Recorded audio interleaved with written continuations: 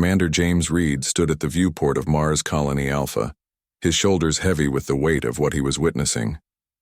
Earth, beautiful blue Earth, was changing before his eyes. Strange lights pulsed across its surface, followed by bizarre distortions that made the planet seem to waver like a mirage.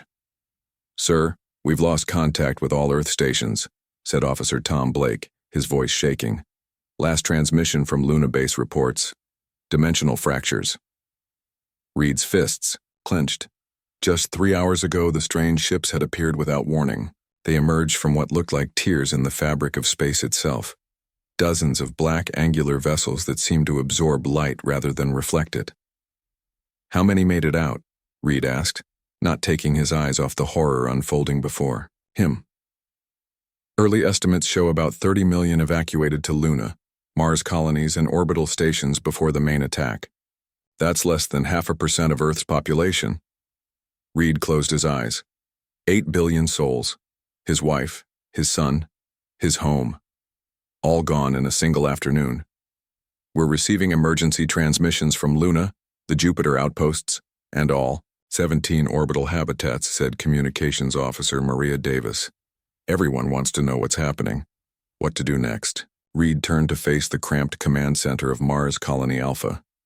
It was never meant to be a military installation, just a scientific outpost with a population of 12,000. Now, it was possibly humanity's last remaining organized command structure.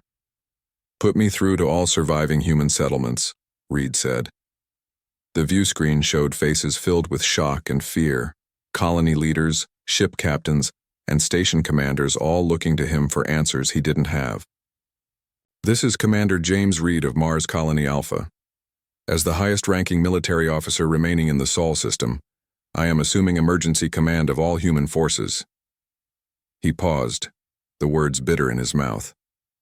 "Earth has fallen to an unknown enemy. We don't know who they are or what they want. What we do know is that they attacked without warning or provocation." A scientist pushed forward into the frame from Luna Base. "Commander, we're calling them the Void. Their weapons aren't just destructive, they're tearing apart the actual fabric of reality. Earth isn't just damaged, it's becoming dimensionally unstable. No one will be able to return to the surface for possibly centuries." Reed nodded grimly. "Our immediate priority is survival. All stations go to emergency protocols, ration supplies, account for every survivor, and collect every scrap of data we have on these void creatures." "What then?" asked the administrator of Europa Station, her face tear-streaked. "There are only millions of us left. They destroyed Earth in hours." Reed looked at each face on the screen. "Then we rebuild, we survive, and we prepare." 6 months after the attack, Reed sat in what had become the new human capital, the converted mining facility on Ceres. Representatives from every surviving human outpost gathered in the chamber, a room designed for 30 that now held over 100. "The analysis is complete," said Dr. Alan Foster, chief scientist of what remained of humanity. "We've studied the fragments of void technology recovered from the edges of the Earth disaster zone. Their energy signatures point to an origin in the Sagittarius Arm, approximately 10,000 light-years from here." The room erupted in shouts. "That's impossible, we can't reach that far. They'll come back and finish us before we even start." Reed slammed his hand on the table. "Enough. Dr. Foster, continue." Foster projected a timeline onto the main screen. "The void ships use some form of dimensional travel. They don't move through space like we do, they bend it, creating shortcuts. That's why we had no warning. But their technology leaves traces like fingerprints. We can track them back to their source." Reed stood up. "How long would it take us to reach them?" Foster looked grim. "With our current technology? Centuries. But I believe we can reverse engineer aspects of their dimensional technology from the fragments we've studied. Not enough for full dimensional travel, but enough to significantly enhance our propulsion systems." "And weapons?" asked General Williams from Luna Base. "Yes," Foster nodded. "Their dimensional technology is their strength, but potentially their weakness. If we can develop countermeasures, weapons that stabilize space against their manipulations, we might stand a chance." Reed looked around the room. I propose we form the Earth Vengeance Coalition. Every surviving human working toward one goal, building an armada to take the fight to the void. How long? Asked a woman near the back. Reed looked to Foster, who said quietly, 50 years, minimum. We need to build shipyards, develop new technologies, train a generation of soldiers and engineers. The room went silent. Most of us won't live to see it, Reed said, his voice firm. But our children will, and they'll carry our memory and our purpose with them. Reed unveiled the plan that would become humanity's obsession for the next 5 decades. Massive shipyards would be built in Jupiter's orbit, harnessing the gas giant's resources. The asteroid belt would be mined to exhaustion. Every human child would be raised knowing their purpose, to avenge Earth. 900,000 ships, Reed declared, enough to darken the skies of their world as they darkened ours. We will build the largest fleet the galaxy has ever seen. 10 years later, Reed stood in the observation dome of the newly constructed Jupiter Shipyard Alpha. Below him, the massive frame of the first dreadnought took shape, scaffolding swarming with construction drones and human workers in exosuits. At 67, Reed knew he would never see the mission completed. Cancer from radiation exposure during the early evacuation efforts had spread throughout his body. The doctors gave him months. Reed placed his hand against the cool glass. I wish you could see this, Emily, he whispered, thinking of his wife who had been teaching in London when the void came. A young officer approached and saluted. Sir, the Guardian Protocol is ready for your final approval. The Guardian Protocol, Reed's legacy, a comprehensive cultural, educational, and military framework designed to keep humanity focused on its mission across generations. It would ensure that even after he and all the other survivors of Earth were gone, their descendants would remember, would continue, would avenge. Show me, Reed said. The officer handed him a tablet. On it was the emblem of the Earth Vengeance Coalition, a simple blue circle with a crack running through it, set against a field of stars. Below it, the words that would be recited by school children, soldiers, and civilians every day for the next 40 years. We are the children of Earth. Born of its ashes, forged in its memory, we will not forget, we will not forgive, we will return. Reed approved the document with his thumbprint, his final act as the first guardian of what remained of humanity. As he looked out at the shipyard, the first of dozens that would eventually ring Jupiter, he allowed himself a moment of hope. Humanity had lost almost everything, but they had not lost their will to survive, to fight back. The void had made a terrible mistake. They should have killed every last human, because now the children of Earth were coming for them. 45 years after the fall of Earth, Admiral Lisa Reed stood in her quarters aboard the command ship Vengeance. Through her viewport, she watched as the final warship of humanity's massive armada moved into formation near Jupiter's orbit. The shipyards that had once dominated the space around the gas giant were now empty, their purpose fulfilled. 900,000 warships, the largest fleet ever built by human hands. Lisa touched the small blue pendant around her neck, a piece of earthstone that had belonged to her grandfather, Commander James Reed. He had died long before she was born, but his legacy shaped her entire life. Every human child born after the fall was raised on stories of Earth and the duty to avenge it. A soft chime at her door pulled her from her thoughts. Enter, she said. Marcus Wilson, the fleet's chief engineer, stepped inside. His hands were stained with mechanical oil despite his high rank. He preferred to work alongside his crew rather than simply give orders. The final systems check is complete, Admiral, he said. Operation Reckoning is ready to begin. Lisa nodded. And the dimensional anchors? Pride flashed across Marcus's face. All 900,000 ships are equipped. The technology works, exactly as the simulations predicted. If the void tries to bend space around our fleet, the anchors will stabilize it, preventing their dimensional tricks. The dimensional anchors were humanity's greatest achievement since the fall, weapons that could counter the very technology that had destroyed Earth. Based on the fragments of void technology recovered decades ago, the anchors created fields, of stable spacetime that the void couldn't manipulate. At least that's what their tests showed. No one had ever faced the void in actual combat and survived. Good, Lisa said. Gather the fleet commanders for the final briefing. 2 hours later, Lisa stood before the holographic images of her 200 senior commanders. Each led a battle, group of 4,000 to 5,000 ships. Some joined from vessels just moments away. Others commanded ships at the very edges of the formation, hundreds of thousands of kilometers distant. Tomorrow we launch, Lisa said, her voice steady. The journey to the Sagittarius arm will take 27 years, even with our enhanced drives. Most of that time we'll be in cryo-rotation, with only skeleton crews awake at any given moment. She pulled up the star charts they had all memorized years ago. Our target is this region of space, she continued, highlighting a cluster of stars. The dimensional distortions that match the void's energy signature are strongest here. We believe this is their home system. Commander Patel, a stern woman in charge of the 3rd Battle Group, spoke up. What intelligence do we have on their defenses? Their numbers? Very little, Lisa admitted. Our long-range probes detected significant activity in the region, but nothing concrete. We must be prepared for anything. The faces of the commanders were solemn. They all knew this mission might be a one-way trip. They had all made peace with that long ago. I won't lie to you, Lisa said. None of us truly knows what we'll find when we reach our destination. What we do know is this. Humanity has spent nearly half a century preparing for this moment. Every resource, every mind, every drop of sweat has gone into building this fleet.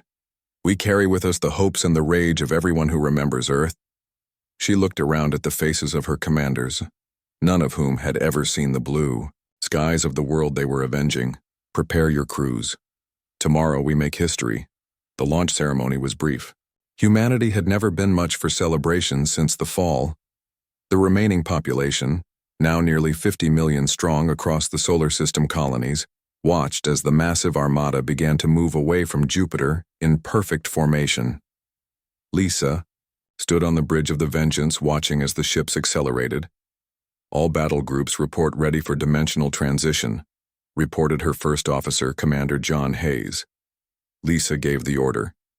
Begin transition sequence. Around the fleet, space seemed to ripple as the enhanced drives engaged. Not true dimensional travel like the void possessed, but something close.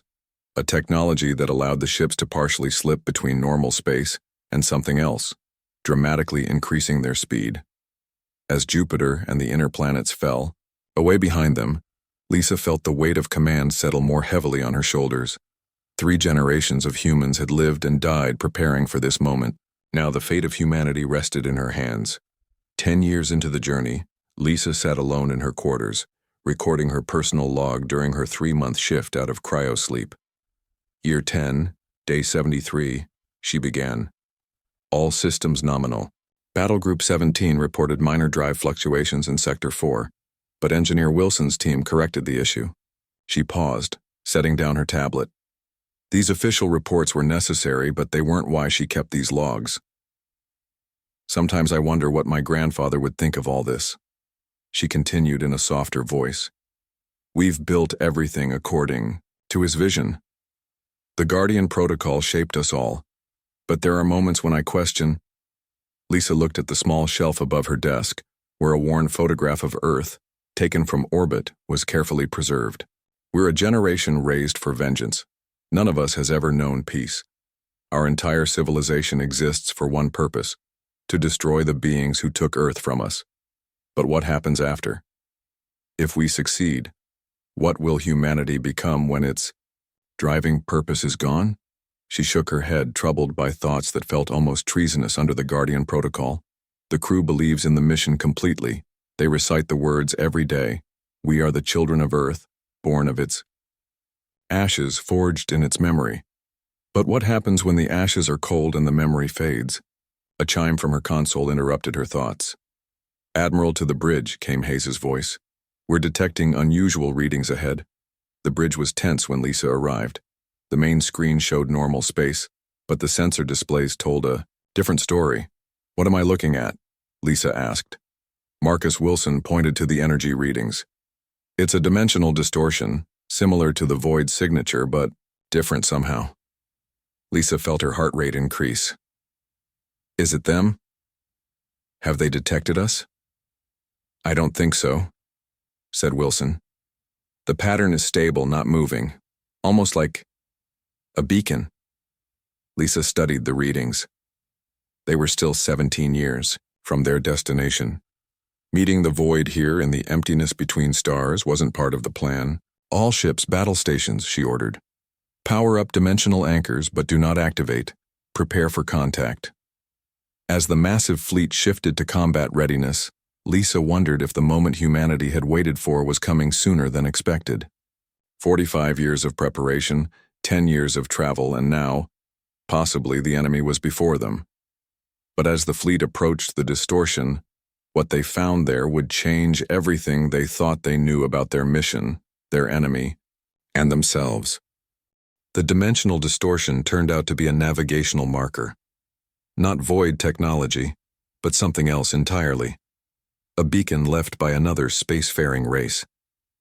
All ships hold position, Lisa ordered as the fleet surrounded the strange device. It was a simple structure, a crystalline object about the size of a small shuttle, pulsing with blue-green light. It's broadcasting a signal, said Communications Officer Ben Rogers. Not just radio, it's sending patterns through dimensional space. Marcus Wilson studied the readings from his station. Admiral, this isn't void technology. The energy signature is completely different. Lisa felt a chill run through her. For her entire life, humanity had focused solely on the void. The idea that there might be other advanced species in the galaxy had been considered, of course, but always as a secondary concern. Can we decode the signal? She asked. Rogers shook his head. Not yet, but it seems to be repeating. Possibly a warning or a greeting. Or a trap, said Commander Hayes. Before Lisa could respond, a new alert sounded. Admiral, 3 ships approaching, called out the sensor officer. They just appeared. Similar dimensional technology to the void, but different. On the main screen, 3 sleek vessels materialized from what looked like ripples in space. They were beautiful craft, curved and flowing where the void ships had been angular and dark. They glowed with the same blue-green light as the beacon. Hail them, Lisa ordered, her heart pounding. The screen flickered, and Lisa found herself looking at beings that were clearly not human, but also not what she had expected the void to look like. They had smooth, iridescent skin in shades of blue and green, 4 eyes arranged in a diamond pattern, and delicate branch-like structures where humans would have hair. We greet the human fleet, said one of the aliens in perfect English, shocking everyone on the bridge. I am Navigator Trell of the Stellar Consortium. We have been watching your approach for some time. Lisa composed herself quickly. I am Admiral Lisa Reed of the Earth Vengeance Coalition. How do you know our language? We have studied your transmissions since you left your home system, replied Trell. Your fleet is impressive and concerning. Such military might suggests conquest. Not conquest, Lisa replied firmly. Justice. We seek the beings known to us as the Void, who destroyed our homeworld 55 years ago. Trell's 4 eyes blinked in a rippling pattern. The Void? We know of no such species. A murmur of confusion spread through the bridge. They use dimensional technology to travel between stars, Lisa explained. Their ships are dark, angular, absorbing light. They attacked without warning or communication. Trell turned to speak with his companions in their own language, a musical series of tones that the translation systems couldn't process.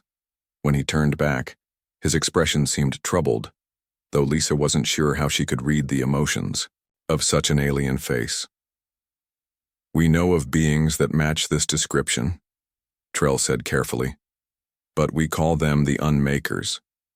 They are not a species as you understand it. They appear, they destroy, they vanish. Many worlds have fallen to them over millennia. Lisa felt her throat tighten. We tracked their energy signature to the Sagittarius arm. We're going to find their homeworld. All four of Trell's eyes widened. Homeworld? The unmakers have no homeworld that we know of. They emerge from the thin places, the weaknesses between dimensions. 3 days later, Lisa sat in a conference room aboard the Vengeance, surrounded by her senior commanders and the representatives of the Stellar Consortium, an alliance of 11 spacefaring species who controlled most of the territory between Earth and the Sagittarius Arm. Our records of the unmakers go back 12,000 years, explained Dren, the consortium's chief historian. His species resembled walking mantises, with translucent exoskeletons and delicate limbs. They have no consistent pattern. Sometimes, centuries pass between attacks. Sometimes multiple worlds fall within a decade. On the large display table, a map of the galaxy showed dozens of worlds marked with red symbols, planets destroyed by the unmakers. Earth was simply the most recent. We've tried to fight them, said Kayla, a massive being whose people resembled Earth's octopuses but lived on land. Every time our weapons prove useless against their dimensional technology, they simply shift, slightly out of phase with normal space when attacked. Lisa leaned forward. We've developed technology based on fragments of their ships, what we call dimensional anchors. They're designed to stabilize space, preventing dimensional manipulation.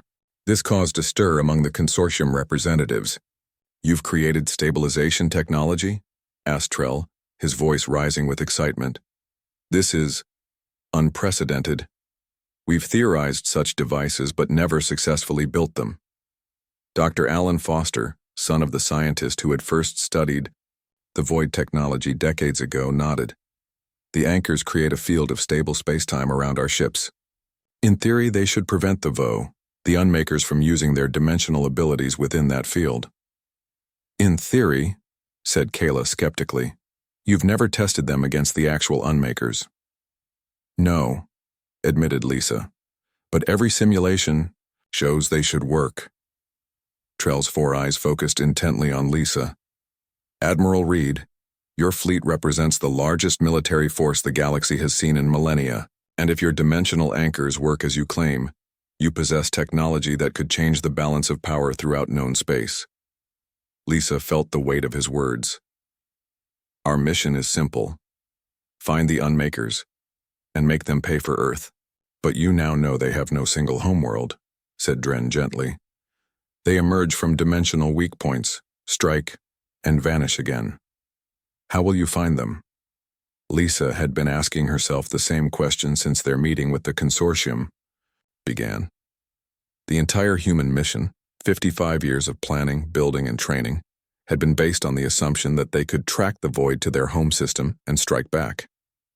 The energy signature we followed, she said slowly. If it doesn't lead to their homeworld, what does it lead to? Trell and the other representatives exchanged glances. It leads to the largest dimensional thin space we know of, said Trell finally. A region where the barriers between dimensions are naturally weak. We avoid it. It's where the unmakers appear most frequently. Lisa felt a cold certainty settle over her. Then that's where we'll go. Admiral, said Kayla, her large eyes blinking with concern, your fleet is impressive, but you don't understand what you're suggesting. No one goes to the thin spaces voluntarily. We've come too far to turn back now, Lisa replied firmly. Humanity has spent 2 generations preparing for this moment. If the unmakers emerge from this region, then that's where we'll wait for them. Or, she thought but didn't say, we'll find a way to draw them out. As the human fleet prepared to depart consortium space and continue toward the dimensional thin space, Dr. Foster requested a private meeting with Admiral Reed. There's something about the dimensional anchors I need to discuss with you, he said once they were alone in her quarters. Lisa noticed the worry lines around his eyes. What is it? I've been reviewing our technology with the consortium scientists. They're brilliant, centuries ahead of us in some areas of dimensional physics. He paused, gathering his thoughts. They helped me understand something about our anchors that we never realized. Which is, the anchors don't just stabilize spacetime, Admiral. They resonate with it. And that resonance creates a unique signature in dimensional space. Lisa frowned. Meaning what exactly? Foster met her eyes directly.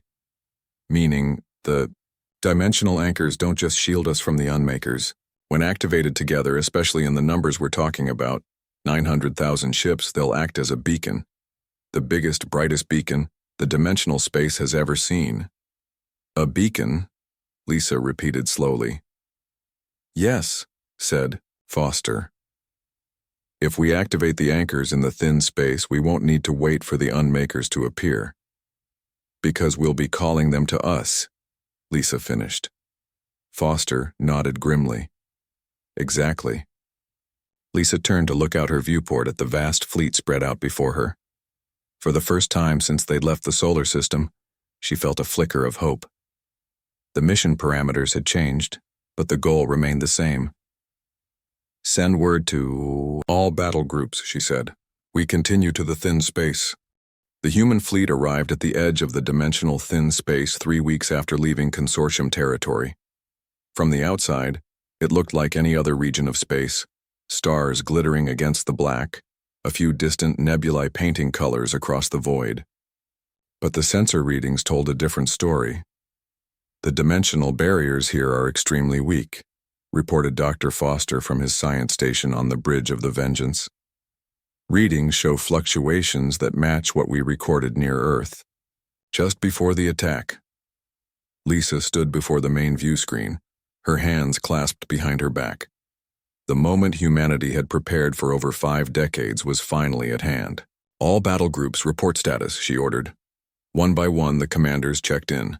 900,000 ships, arranged in a massive sphere around the thin space, weapons hot and crews ready. Some of the captains sounded eager, others nervous, but all were committed to the mission.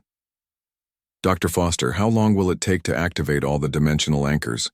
Lisa asked. Approximately 20 minutes for full power-up across the fleet, he replied. Once activated, the resonance pattern should build quickly. If the unmakers are watching dimensional space, they'll notice. Lisa took a deep breath. This wasn't how they had planned to confront the enemy. The original mission called for a surprise attack on the void homeworld. Instead, they were deliberately attracting the unmakers' attention. It was risky, but it might be their only chance. Begin the activation sequence, she ordered. Throughout the fleet, the dimensional anchors powered up. On the Vengeance, Lisa watched as the energy readings climbed. Resonance pattern establishing, reported Foster. Dimensional stability increasing within our perimeter. On the tactical display, a blue sphere began to form around the fleet, a bubble of stabilized spacetime that would, in theory, prevent the unmakers from using their dimensional tricks within it. Anchor field at 30%, announced Foster. Commander Hayes leaned toward Lisa. Admiral, what if they don't come? They'll come, Lisa said firmly. Their attack on Earth wasn't random. They were studying us. They'll want to know who's creating this disturbance in dimensional space. Anchor field at 60%, Foster called out. The minutes ticked by as the field grew stronger. The bridge crew was tense, every eye either on their stations or on the main view screen. Anchor field at 95%, said Foster, almost at full strength. And then it happened. At first, it looked like a small tear in the fabric of space, a jagged black line that appeared directly ahead of the Vengeance. But it quickly grew, widening into a massive portal of swirling darkness. Contact, shouted the sensor officer. Dimensional rift forming. All ships battle stations, Lisa ordered, her voice steady despite the hammering of her heart. Weapons locked, but hold fire until my command. The tier in space expanded until it was larger than any ship in the human fleet. For a long moment, nothing emerged. Then, slowly, a vessel began to slide through the rift.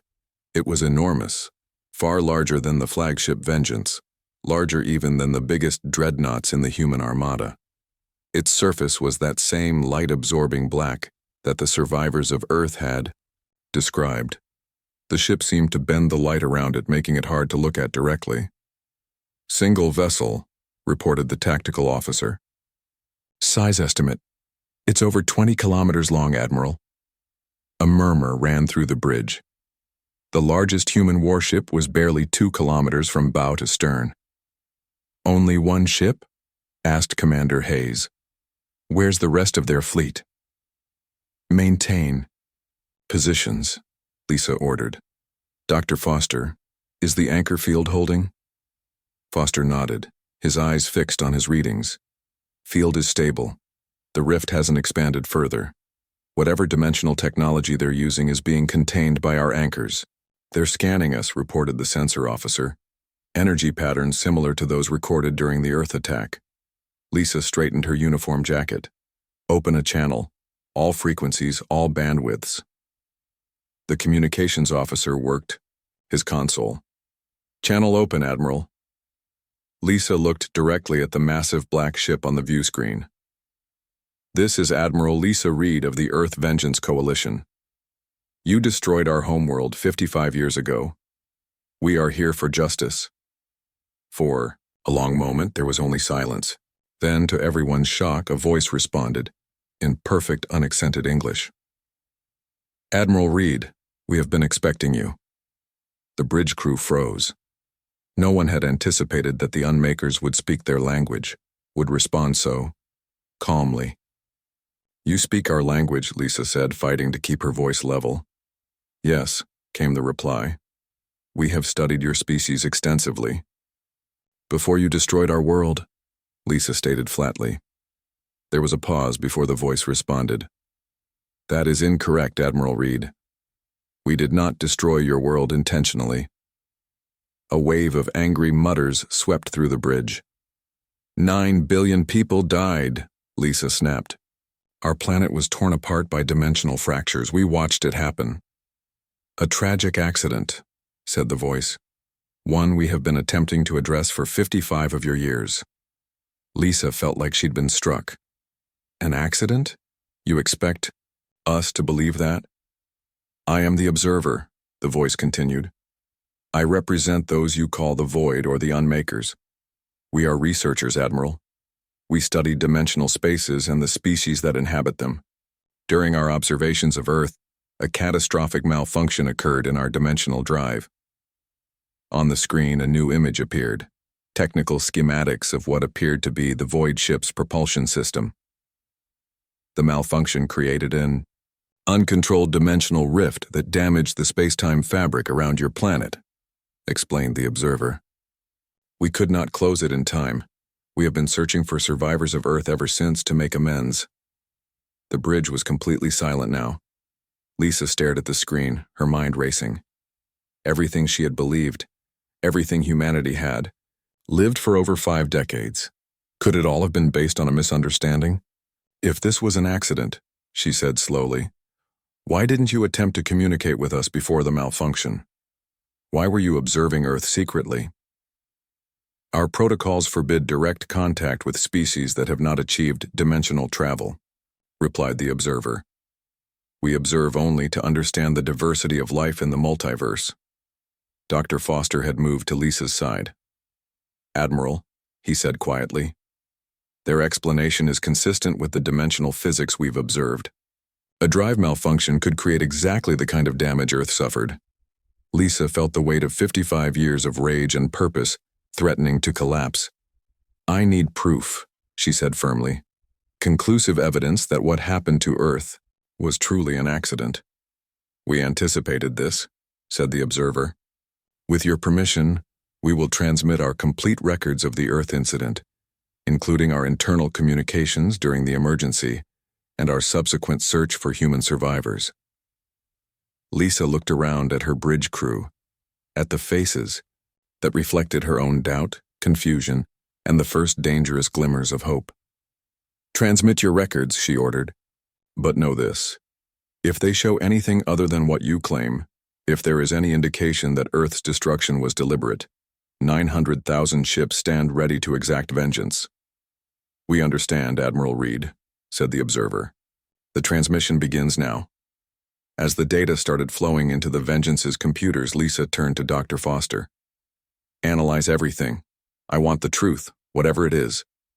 The fate of 2 civilizations now hung in the balance, and the next few hours would determine whether humanity finally achieved its vengeance or faced a truth that would shake the very foundation of its existence. "The data confirms their story, Admiral," said Dr. Foster, his voice heavy with the weight of his conclusion. "Everything the observer told us is consistent with the evidence." Lisa Reed sat in her private chamber aboard the Vengeance, surrounded by her most trusted advisors. For 6 hours, Foster and his team had analyzed the massive data package sent by the Void ship. Now their findings threatened to overturn the very foundation of humanity's purpose for the past 5 decades. "Explain it to me in simple terms," Lisa said. Foster nodded and brought up a holographic display. "This is a recording from inside their ship when the accident happened. Their dimensional drive experienced a cascading failure while they were observing Earth from what they call fold space, a dimension adjacent to our own. The hologram showed alien figures rushing around a control room, frantically working controls as alarms flashed. Though their forms were strange, tall, shadowy, beings with limbs that seemed to bend in impossible ways, their panic was unmistakable. They tried to pull away from Earth," Foster continued, "but the malfunctioning drive created a tear between dimensions that quickly spread. Earth was caught in the dimensional rift. They couldn't stop it." Commander Hayes shook his head in disbelief. "So everything we've believed, everything we've worked for, was based on a misunderstanding," finished Lisa quietly. The room fell silent as the implications sank in. Humanity had built its entire post-Earth identity around vengeance. What were they without that driving purpose? "There's more," Foster said, breaking the silence. "The Void, or the Travelers, as they call themselves, have been searching for human survivors since the accident. They've been trying to make amends." "Make amends how?" asked Lisa sharply. "Earth is gone. 9 billion people are dead. How can they possibly make amends for that?" Foster took a deep breath. "They believe they can repair the dimensional damage to Earth. Not quickly. It would take generations, but they think they can eventually stabilize the space-time fabric around our planet. Make it habitable again." Lisa stood abruptly and walked to the viewport. Outside, the massive human fleet surrounded the single Void ship in a sphere of deadly firepower. One word from her, and 900,000 warships would open fire. "Admiral," said Commander Hayes, "the fleet is awaiting your orders. Many of the captains are confused, angry. They want to know why we haven't attacked yet." Lisa turned back to face her advisors. "Because I won't order the deaths of beings who meant us no harm, not without absolute certainty." She paused. "Arrange a face-to-face meeting with the observer. I want to look this being in the eye or whatever they have when they explain themselves." The meeting took place in a neutral location, a small, specially constructed chamber positioned exactly halfway between the Vengeance and the Void ship. Lisa arrived with a small security team and Dr. Foster. They waited nervously until a ripple appeared in the air, and the observer stepped through. Lisa had expected something monstrous, but the observer was simply alien. Tall and slender, with dark skin that seemed to absorb light, multiple limbs that moved with fluid grace, and what appeared to be sensory organs arranged in a circle, where a human would have a face. "Admiral Reed," the observer said, its voice coming from a small translation device. "Thank you for agreeing to meet." "I needed to see you for myself," Lisa replied, "to understand why my people have spent 55 years preparing to destroy yours." The observer's limbs shifted in what might have been a gesture of sadness. "The accident that befell Earth is the greatest tragedy in our history. We are a peaceful species, dedicated to knowledge and understanding. We have never intentionally harmed another sentient race. Yet 9 billion humans died," Lisa stated flatly. "Yes," acknowledged the observer. "A loss we have mourned alongside you, though you did not know it. We have spent these decades developing methods to repair dimensional damage, specifically to make amends for Earth." "You could have contacted us sooner," Lisa pointed out. "We tried," the observer replied. "We sent probes and messages to your colonies on Mars and the other planets. But by the time we returned to your solar system, your people had withdrawn into secrecy, building your fleet. Our attempts at communication were interpreted as attacks and destroyed. Lisa remembered the early reports of void scout ships detected near the outer planets, vessels that had been immediately destroyed by the defensive systems James Reed had ordered built. "Show me how you plan to repair Earth," Lisa demanded. The observer activated a holographic display. "The process is complex, but it begins with dimensional stabilizers, similar in principle to your anchors, but more refined. They would gradually strengthen the fabric of space-time around Earth, allowing the dimensional fractures to heal." Dr. Foster studied the schematics with wide eyes. "This technology is centuries beyond our own," he murmured. "The process would take approximately 120 of your years," continued the observer. "But eventually, Earth's atmosphere and surface could be restored." Lisa felt a strange emotion rising in her chest, something she had never expected to feel on this mission. Hope. When Lisa returned to the Vengeance, she found the bridge in chaos. Several battle group commanders had patched through, demanding to know why the attack hadn't begun.